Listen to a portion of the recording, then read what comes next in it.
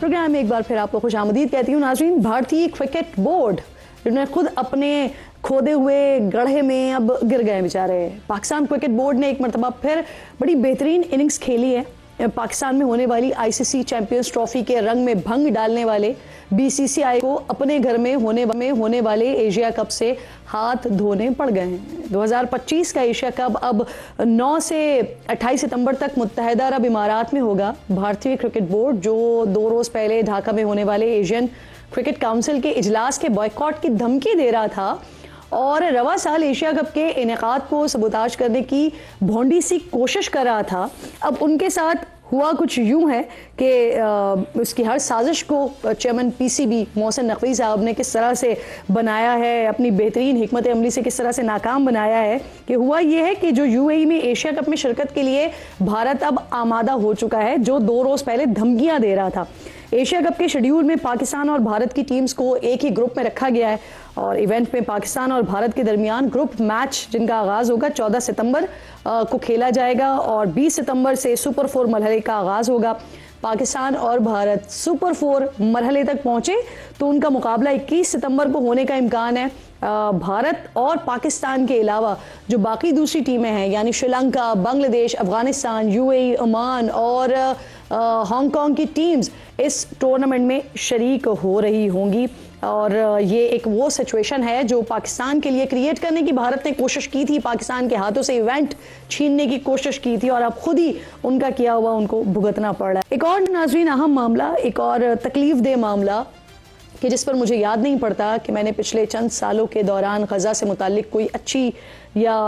उम्मीद अफजा खबर सुनी हो। ख़ास तौर पर पिछले 2 सालों के दौरान जिस तरह इसराइल ने मासूम फ़लस्तीनियों पर जुल्म के पहाड़ तोड़ रखे हैं, इस दौरान कोई दिन तो क्या शायद कोई ऐसा लम्हा भी नहीं गुजर पाता कि जब अहले गजा पर मुसीबतें टूटने की कोई बदतरीन खबर ना आती हो।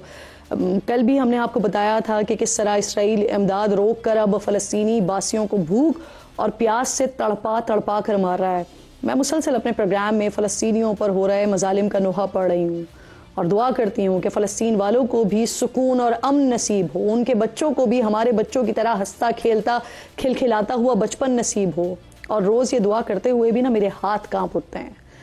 गजा के मनाजिर और वहाँ मची ताहद निगाह तबाही देखकर मेरे लिए अपने जज्बात पर काबू रखना मुश्किल हो जाता है, लेकिन जब मैं इन फ़लस्तीनी बच्चों को, उनके जज्बे को देखती हूँ, मसाइब के दरमियान शदीद तरीन मुश्किलात और अपना सब कुछ खोकर भी ज़िंदगी जीने की उनकी रमक को देखती हूँ, तो मुझे कुरान पाक की वो आयत याद आ जाती है कि इन्ना मअल उसरि युस्रा, कि यकीनन मुश्किल ही के साथ आसानी है। यानी अहले फ़लस्तीन का ईमान इतना पुख्ता है कि उनका बच्चा भी तमाम तर इंतहा के बावजूद, इंतहा के मजालिम हैं, इसके बावजूद पुरुम्मीद है। और उनकी ये उम्मीद इन तस्वीर और फुटेजेस में मैं आपको दिखाती हूँ कि किस तरह जब वहाँ भूख का राज है, 1/3 फ़लस्तीनियों बशमूल मासूम बच्चों ने कई दिनों से खाना नहीं खाया, पेट खाली है। इस वक्त, इस मुश्किल वक्त में भी नातवा फ़लस्तीनी कंधे अपने अहले खाना के लिए खाने का बंदोबस्त करने की उम्मीद में जुटे हुए हैं। इस वक्त जहाँ दुनिया में हमें हर तरफ अफरा तफरी और नफसा नफसी सी नज़र आती है, इस वक्त में भी गजा के मासूम बच्चे एक दूसरे का दर्द ही नहीं, शदीद ग़िज़ाई क़िल्लत के बावजूद मयसर मुख्तसर सी खुराक भी आपस में बांटने से नहीं चूक रहे हैं। जिनका बचपन गोलियां, बारूद, खून और लाशें देखते कट रहा है, मौत जिनके सर पर हर वक्त मंडला रही है, वो फ़लस्तीनी नन्हे फूल चंद लम्हे ही नसीब होने पर भी सारे गम भुलाते हैं, बिना किसी शिकवे किए, बिना किसी शिकवे शिकायत के अपनी तफरी का सामान खुद ही कर लेते हैं। जालिम इसराइल की जानिब से हर तरफ से खुराक का रास्ता बंद होने के बावजूद किसी अनजानी उम्मीद के इस पर यही फ़लस्तीनी बच्चे चेहरे पर मुस्कुराहट सजाए, हाथ में बर्तन थामे किसी भी समत निकल पड़ते हैं और वहाँ पर जाकर ये ढूंढने की और ये जानने की कोशिश करते हैं कि शायद कहीं से कोई टुकड़ा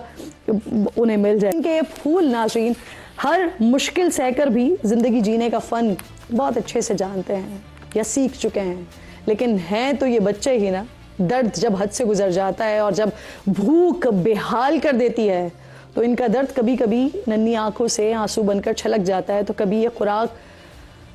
इससे तंग आकर मिट्टी खाकर दुनिया के सोए हुए ज़मीरों को जगाने की कोशिश करते हैं। लेकिन अफसोस ये है कि दुनिया का ज़मीर इन्नी आहो और फरियाद से भी जाग नहीं रहा है।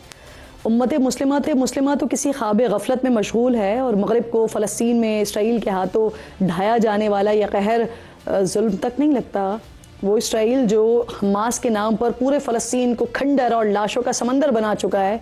इसे अमन का नोबेल इनाम पाने के ख्वाहिशमंद और दुनिया भर में अमन कायम करवाने के दावे करने वाले सदर ट्रंप गजा में हमास के नाम पर मजीद कत्ल गारत गिरी के लाइसेंस थमाने के लिए बेकरार हैं।